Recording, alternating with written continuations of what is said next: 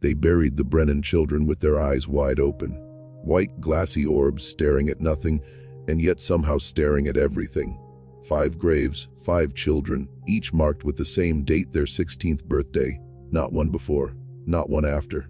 Perfect precision, as though some cosmic contract demanded payment on the exact stroke of age. And here's the truth no one dares whisper aloud. This was not random death. This was ritual. This was debt. A curse written into blood itself. In the hills of western Pennsylvania, beneath the shadow of the Alleghenies, lies the Brennan family plot.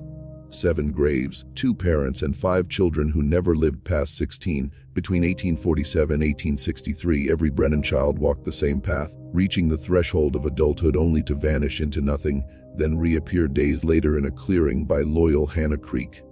No wounds, no signs of struggle, only their eyes burned white, their bodies placed with ceremonial care inside a circle of dead grass. An unholy geometry scorched into the earth itself. The authorities buried the reports. Clergy refused to speak of it. Records vanished into sealed county vaults until 1987. Yet the whispers never stop, and when you begin to dig into the true history, you find something worse than a haunting. You find evidence of a pattern, an agenda that stretches beyond one family into the hidden mechanisms of power itself. Understand this: the Brennan children were not taken by chance. They were taken by design. Every community holds its secrets, but some are too dangerous to face in daylight. That's why you are here, to see what you were never meant to see. This is not entertainment, it is initiation. You've stepped past the threshold, and once you know the truth, you cannot unknow it. Before we descend, hear this if you want to walk deeper into the hidden world, to be part of a brotherhood that hunts forbidden truths. Subscribe now, and in the comments, mark your territory.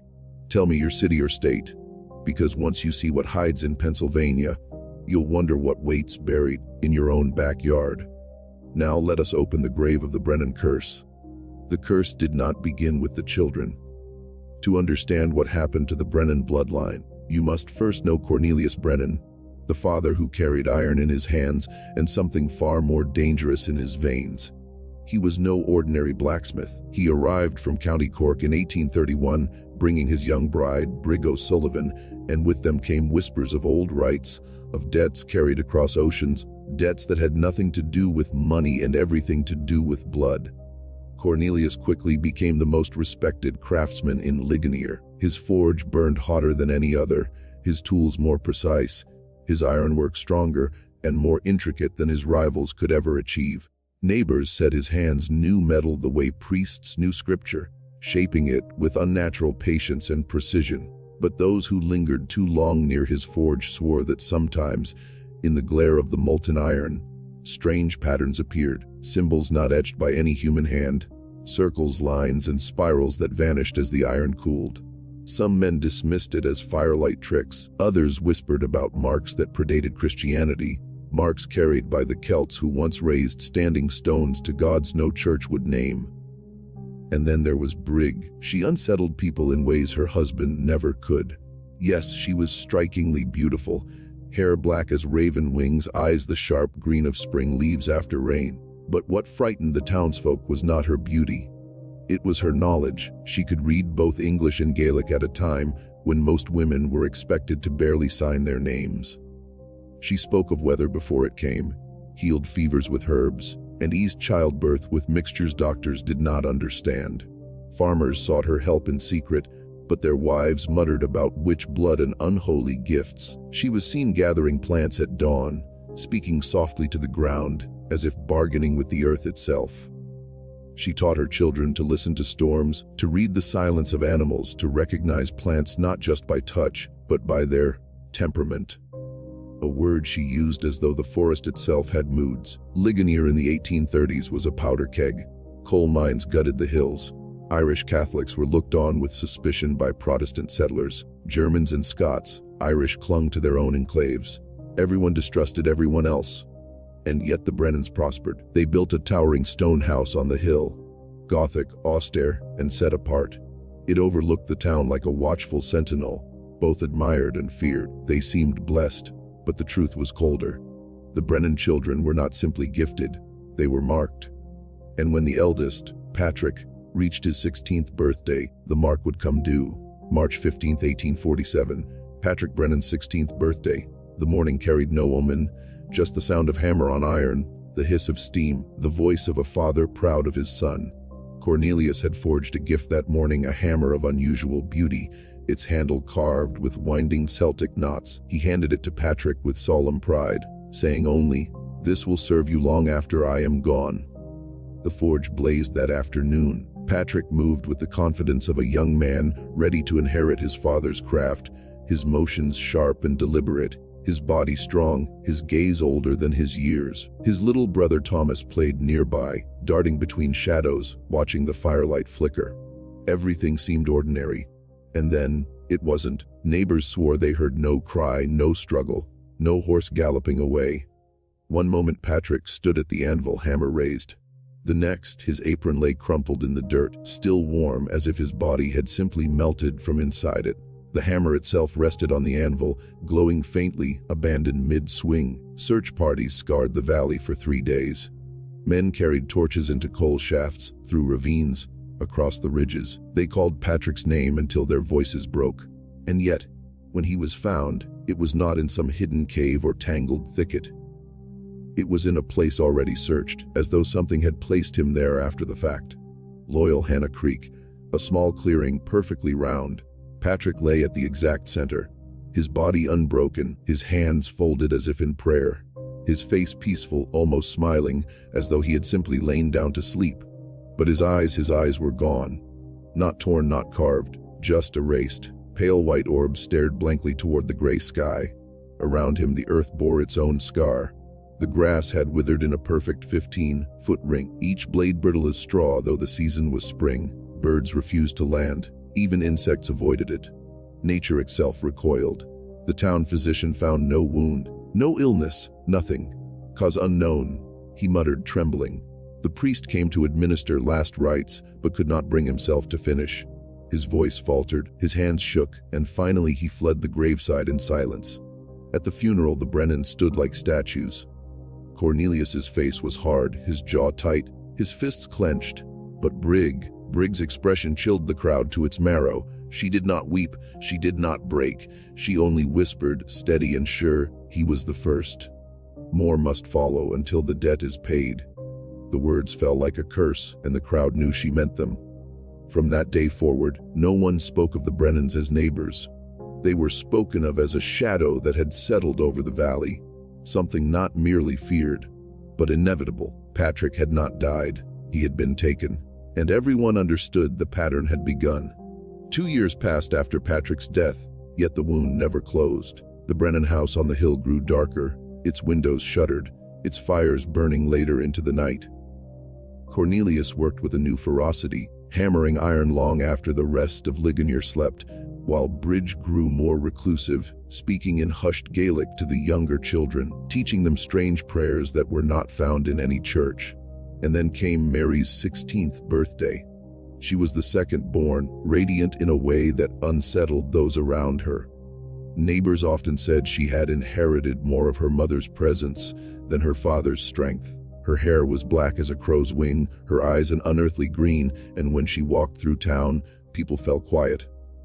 Not out of admiration, but out of unease. They whispered that she knew their thoughts, that her gaze lingered too long, that animals reacted to her in strange ways.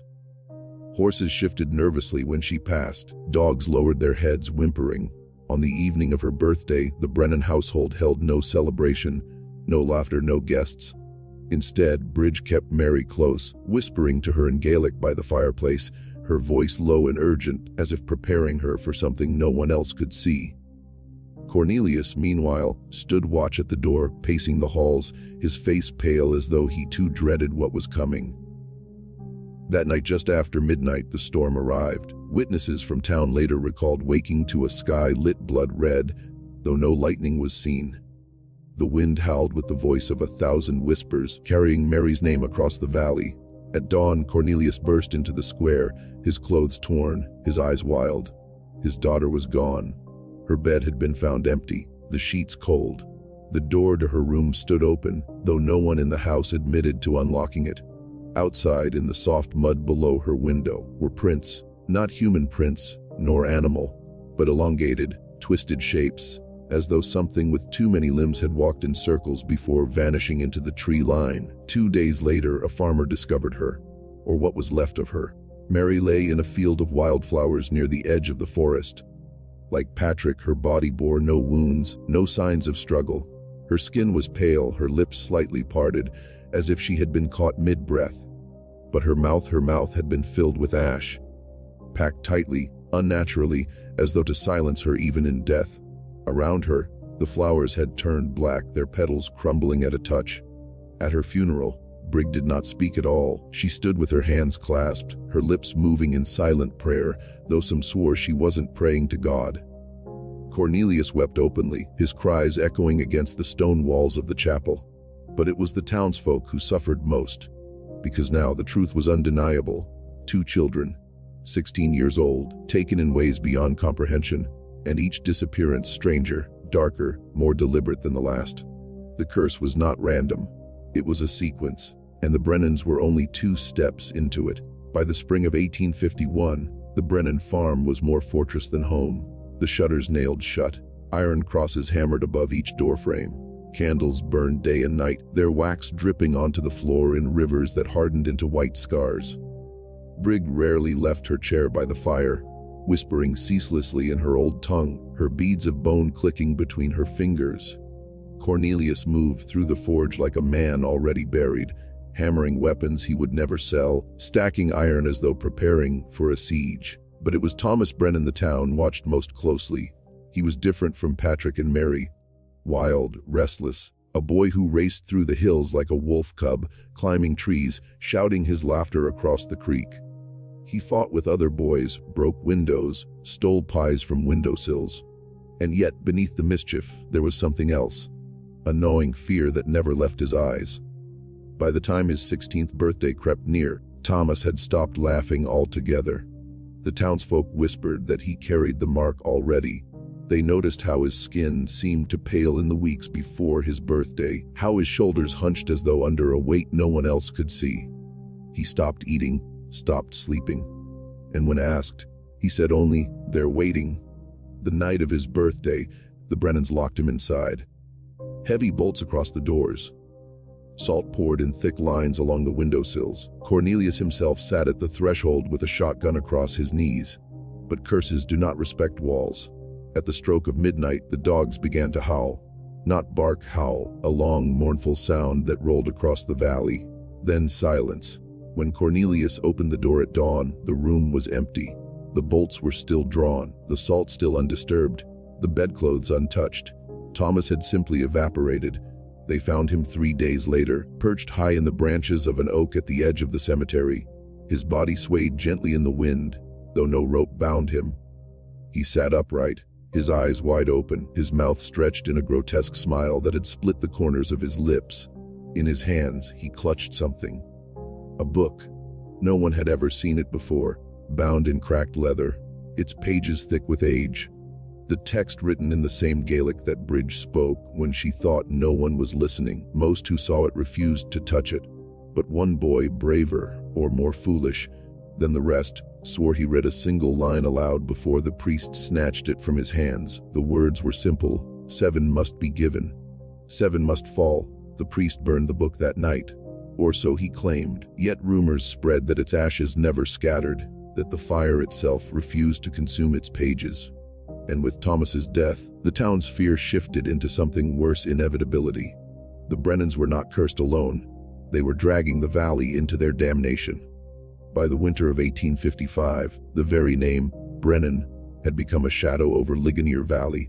Shops fell silent when Cornelius entered. Neighbors crossed themselves at the sight of Brig walking the road, whispering that her footsteps left frost in the dirt. Children were told never to look directly into Catherine's eyes, for fear they might be claimed by the same unseen hand that had taken her brothers and sister. Catherine, the 4th born, pale, quiet, thoughtful. Unlike Thomas's wildness or Mary's strange aura, she carried herself with a serenity that unsettled those around her. She moved like she was listening to music no one else could hear. Often, she would sit for hours beneath the same oak tree where Thomas had been found, her hands folded neatly in her lap, her lips mouthing words in silence. And as her 16th birthday drew near, the town itself began to decay under the weight of expectation. No one could deny the pattern anymore. First Patrick, then Mary, then Thomas, each taken at 16, each death more unnatural, more ritualistic than the last. Everyone knew Catherine was next, and worse. Many feared that whatever force was feeding on the Brennans was growing stronger with each offering. The whispers began. If she dies, what comes after? What if the curse spreads beyond their blood? By February, some families packed wagons in the dead of night, abandoning their farms, their livestock, their lives. Others stayed but armed themselves, watching the Brennan farm with lanterns burning, convinced they'd see the devil himself walk out of those shuttered windows. Inside the house, the tension was unbearable. Cornelius grew gaunt, his hands shaking so badly he could no longer hammer iron. Brid locked herself in the parlor, muttering over scraps of parchment inked with Gallic invocations.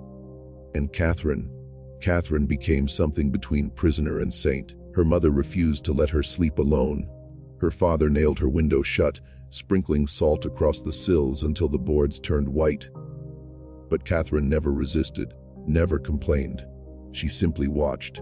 Those who caught her gaze said it felt like standing at the edge of a cliff, as though she knew already what was coming and had accepted it. On the night of her 16th birthday, the town gathered in secret. Nearly 50 souls huddled in the church basement, candles guttering, their prayers tangled with fear. They prayed for Catherine's soul, yes, but more than that, they prayed for themselves. Because deep down they knew if the curse was not appeased, it would not stop with the Brennans. And just before midnight, the bells began to toll on their own. No hands touched the ropes, no wind moved the steeple. The sound rolled across the valley 12 times in perfect measure. At the final strike, the candles in the church snuffed out at once, and in that darkness every soul present felt it, an absence, a hollowing, as if something had been plucked from the world. When dawn came, Catherine Brennan's bed was empty. The morning after Catherine vanished, the Brennan house was silent. The nailed shutters hung loose. The door stood wide open. Inside, the hearth was still burning, though no one had tended it. Cornelius sat motionless in his chair, staring at the floor. Brig knelt before the empty bed, her hands pressed against the sheets as though she could squeeze her daughter's warmth back into them. Neither spoke. Neither even wept. By noon, the town had gathered. Men armed with rifles, women clutching rosaries, children kept back behind wagons. They spread through the woods, calling Catherine's name though their voices carried no conviction. By evening, it was clear. This was no search. This was a vigil for the inevitable. They found her on the third day. A meadow deep in the valley, one the farmers avoided because the soil never seemed to bear crops. At its center stood a stone well, older than memory, lined with moss and carved with markings no one could read. There upon the stones sat Catherine Brennan. She was seated upright, hands folded neatly in her lap, her face tilted toward the sky. At first, they thought she might be alive, her skin unblemished, her expression almost serene, but when the priest stepped forward and touched her wrist, the truth became clear. She was cold, rigid, her body locked in a posture of ritual repose. And then they saw her eyes, not missing as with Patrick, not wide with mockery like Thomas. Instead, her pupils were burned into perfect black circles, charred deep into the whites as if she had stared into the sun without blinking until it marked her from within. Worse still was the message. On the stones around the well, arranged in a flawless ring of ash, lay words written in Brig's own Gaelic, not carved, not painted. Ash itself had formed the letters as though placed there by unseen hands. 7 must fall, the phrase again, now undeniable, now marked into the land itself. The priest demanded the stones be broken, the well filled, the field consecrated. But others whispered it was too late, that something had been fed here, that Catherine had not been taken but given. And for the first time, the townsfolk turned not only in fear, but in fury. They asked aloud what had been whispered for years. Had the Brennans invited this upon themselves? Had Brid's strange rituals been less about protection and more about bargain? And beneath the winter sky, as Catherine's body was lowered into the earth, the crowd no longer pitied the Brennans. They feared them. and they hated them. After Catherine's burial, the air in Ligonier Valley changed. The silence of grief gave way to the low hum of anger, a murmur that spread from farm to farm like wildfire. People whispered that it wasn't enough for death to take 4 of the Brennan children. No, the curse demanded 7, which meant 3 more would follow, and unless something was done, the entire valley might be dragged down with them. The Brennans had once been pitied, even pitiful. But now, they were dangerous. The townsfolk began to look at Cornelius with suspicion, muttering that no honest blacksmith could hammer steel at midnight and have sparks that burned blue instead of orange. They eyed Bridge even more harshly, accusing her of carrying the old country. Witch blood. They remembered how she muttered in her Gaelic tongue, how she refused to bow her head when the priest raised his hand in blessing. And the well. The cursed meadow where Catherine had been found. People avoided the road that passed near it, claiming they heard whispers when they drew close. Children who strayed too near came home pale, saying the stones were warm under their hands, pulsing like flesh. One night, a group of men rode out with hammers and torches to tear it apart. But by morning, the well stood untouched. The men returned, shaken, their tools warped, their torches burned down to nothing, though they swore the flames had died the moment they approached the stones. They refused to speak further, and within a week, 2 of them were dead, one from a fall that broke his neck, the other found drowned in the creek, though the water was only waist-high. That was when fear curdled into rage. The whispers hardened into accusations. The Brennans had made a pact. The Brennans were feeding their children to something older than God. The Brennans had cursed the valley itself. It was said aloud in taverns, in the churchyard, even in the courthouse. Perhaps the only way to save the valley was to cut the Brennan line off completely. To salt their fields, burn their home, and drive out or destroy the last of their blood before the 7th death came due.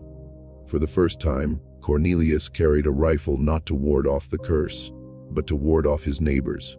For the first time, Briggs spoke her prayers not for protection, but for vengeance, and as the valley turned against them, 3 children remained in that dark farmhouse. 3 names still marked. 3 candles yet to gutter out. The people of Ligonier told themselves they were afraid of the curse. But the truth was more poisonous. They were afraid of the Brennans, and fear has never stayed long without violence. It began with a fire. Late in the spring of 1856, the barn at the Brennan homestead erupted in flames. Cornelius woke to the crackle of timber splitting, the glow bleeding through the shutters, the stench of burning hay thick in the air. He staggered outside, rifle in hand, only to find the barn already a roaring skeleton. The animals inside screamed as the roof collapsed. Sparks carried into the night sky like fiery crows. At the edge of the tree line, he saw them. 6 men, faces hidden by cloth sacks, lanterns burning in their hands. They did not shout, did not taunt, did not even move to run. They simply stood and watched as the barn burned to the ground, their silence heavier than any accusation. When Cornelius raised his rifle, one of them stepped forward into the firelight, showing the scared face of a neighbor he had known since boyhood. "You brought this here," the man said. "Your family, your curse. You'll end us all." And then the mob melted back into the woods, leaving only the crackling ruins behind. From that night forward, the Brennans lived under siege. Stones shattered their windows. Chickens were slaughtered and left in neat rows on their porch, necks twisted. A cross was nailed to their door upside down. Cornelius patrolled the property with his rifle, but he could not patrol the whole valley. Everywhere he went, eyes followed him. No one came to the forge anymore. No one spoke his name unless it was spat like venom. Bridge endured worse. Women who once traded cloth and milk with her now called her witch, hag, murderess. Children hissed when she passed. The priest refused her entry into mass. Yet still, she clutched her prayer beads and whispered in her Gaelic tongue, her voice low and urgent, as though bargaining with something only she could hear. But the greatest torment fell on the children. Daniel, only 13, returned home from school with a swollen lip, muttering that boys had circled him in the yard, chanting, "Stephen must fall," until he fought his way free. Michael, 9, refused to leave the house altogether, trembling whenever strangers passed the fence. And little Rose, barely 7, sat on the kitchen floor clutching her doll, asking again and again, "I one of the seven?" Cornelius had no answer. By midsummer, rumors spread that the townsfolk planned more than harassment. Whispers of ropes of gallows built not for trial but for sacrifice. The curse demanded lives, they said, and if the Brennans would not give them, then perhaps the valley would. The Brennans had always feared the curse as an invisible hand tightening around their throats. But now, flesh and blood neighbors carried the noose, and the line between curse and mob grew thinner with each passing night. On an August night heavy with the hum of crickets, the Brennans awoke to the thunder of boots on earth. Dozens of lanterns glowed beyond the fence line, bobbing like fireflies in the dark. Cornelius grabbed his rifle. Bridge pushed the children into the cellar, whispering a prayer in Gaelic as she barred the door above them. The farmhouse was surrounded. The men outside did not call for surrender. They did not demand answers. Instead, they drove stakes into the soil, binding them with rope. Someone had daubed crude symbols on the wood, jagged crosses, crooked circles, marks that looked like they were copied from nightmares rather than books. "They mean to bind the curse here," Brig whispered, watching through the slats, "not to drive it away, but to bury it with us." Cornelius stepped out onto the porch, rifle leveled. "You'll not set foot on this land," he shouted. His voice cracked, but the mob answered only with silence. Then one man, a broad figure whose hat shadowed his face, raised a torch and hurled it toward the farmhouse. The flame caught on the thatch eaves, smoke curled into the night. Cornelius fired.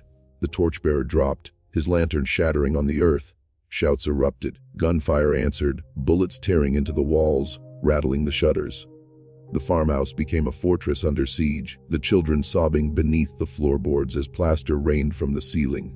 Brid did not hide. She strode to the hearth, seized the iron poker, and dragged its tip through the ashes.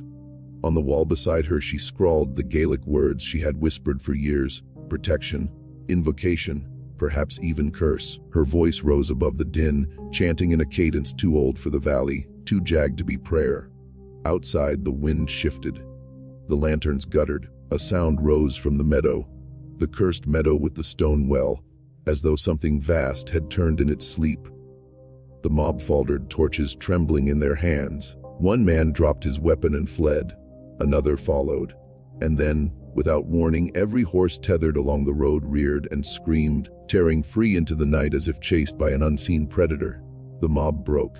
Men stumbled back, some firing wildly into the dark, others tripping over their own ropes and stakes. Within minutes, the field lay scattered with abandoned lanterns, and the Brennans were alone again, shaken, but alive. Cornelius leaned against the doorframe, blood dripping from a graze on his arm. Briggs' chant faded into a whisper. The children crept up from the cellar, their faces pale and wet with tears. But there was no victory in that night. For as dawn broke, the smoke cleared, and the family saw what had been left behind. Every stake the men had driven into the soil now stood blackened, charred as if struck by lightning, and upon each one hung a small bundle of twigs bound with twine, 7 in total. 7 must fall. The curse had not been frightened away, it had been fed, and now it demanded more. The attack should have broken the Brennans. Instead, it sharpened the town's fury. In the days that followed, whispers turned to declarations. At the tavern, at the churchyard, even at the courthouse steps, the people spoke openly. The Brennans must be cut out, root and branch, before the curse swallows us all. It was no longer suspicion, it was a verdict. Cornelius boarded the windows, loaded powder and shot, and patrolled the homestead like a soldier waiting for a war he knew he could not win. Brig, however, changed. She stopped leaving the house altogether, her hands raw from grinding herbs and mixing powders, her eyes darkened from sleepless nights of whispered incantations. The children said she carried a bowl of water from the meadows cursed well into the cellar, covering it with a black cloth and warning them never to lift it. But the children themselves were unraveling. Patrick's name was still whispered in their dreams. Catherine's 16th birthday drew closer with every turn of the calendar, and the younger ones began to wake screaming, insisting they had seen faces at the glass. Faces of their dead siblings, pale and dripping, watching from the dark. Then came the night of reckoning. A bell tolled from Ligonier's steeple long past midnight. The valley awoke to the sound of horses and voices carrying through the trees. This was no small mob now. It was the town itself. Dozens of men, women, even children marched with lanterns and ropes, with axes and rifles, their faces twisted with dread disguised as righteousness. They carried with them a single massive beam of oak, upon which they had carved the words SEVN When they reached the Brennan farmhouse, they planted the beam in the earth before the door, a mock gallows waiting for bodies. Cornelius stood tall on the porch, rifle aimed, teeth bared in defiance. But he was one man against a crowd. Bridge appeared beside him, clutching the black, covered bowl from the cellar. Her voice cracked as she screamed in Gaelic, tearing the cloth away. The water inside did not ripple. It writhed, dark and living. A shape rose from it, shadow without form, as though the well itself had reached through the bowl. The crowd faltered, some stumbling back, others falling to their knees. But fear can cut two ways, into silence or into frenzy. A shot rang out. Cornelius fell, blood blooming across his chest. The crowd surged. The Brennan curse, long whispered, long feared, had finally been forced into flesh and blood. What happened in the final hour was spoken of only in fragments, for no two survivors told the same tale. Some swore the farmhouse caught fire on its own, flames racing up the stone walls as if the house rejected the violence forced upon it. Others insisted they saw shapes, 7 figures, emerging from the meadow, walking straight through the mob, their faces pale and hollow like drowned corpses. And a few, those who lived long enough to whisper their confessions, claimed Bridge's voice rose above the chaos, screaming not in fear but in triumph, as though she had been waiting for this end all along. By dawn, the Brennan homestead was ash and ruin. Cornelius's body was never recovered. Brig was found in the meadow beside the well, her eyes open, her mouth frozen mid-chant, though no breath stirred in her chest. Of the children, only fragments remained. Shoes, a ribbon, the charred frame of a doll. 7 stones were raised in the cemetery, though not all had bones beneath them. And yet, the valley did not know peace. For weeks after, cattle were found with their throats torn, families woke to scratching at their doors, and in the silence before dawn, the toll of a bell could be heard from the direction of the meadow, though no bell tower stood there. Travelers told of seeing children on the roadside barefoot, pale, vanishing when spoken to. And more than once, someone passing the cemetery swore they heard laughter, children's laughter, echoing among the Brennan graves. The curse had not died with the family. It had taken root. Even now, those who walk near the meadow at night tell of the well that waits, its stones damp, its mouth yawning black. Some say if you peer into it, you will see your reflection smiling back, even when you are not. Others claim to hear the whispers, 7 must fall, and you are counted among them. The Brennan plot lies quiet today, moss covering the stones, the names fading into earth. But the silence is not peace. It is warning, because curses once born do not end. They wait, they hunger. And in the valley of Ligonier, the Brennan curse is still collecting its debt. So the next time you drive through western Pennsylvania and the road bends toward the forgotten valley of Ligonier, roll your windows up. Because if you hear children laughing in the dark, know this: the Brennan curse has already counted you among the 7.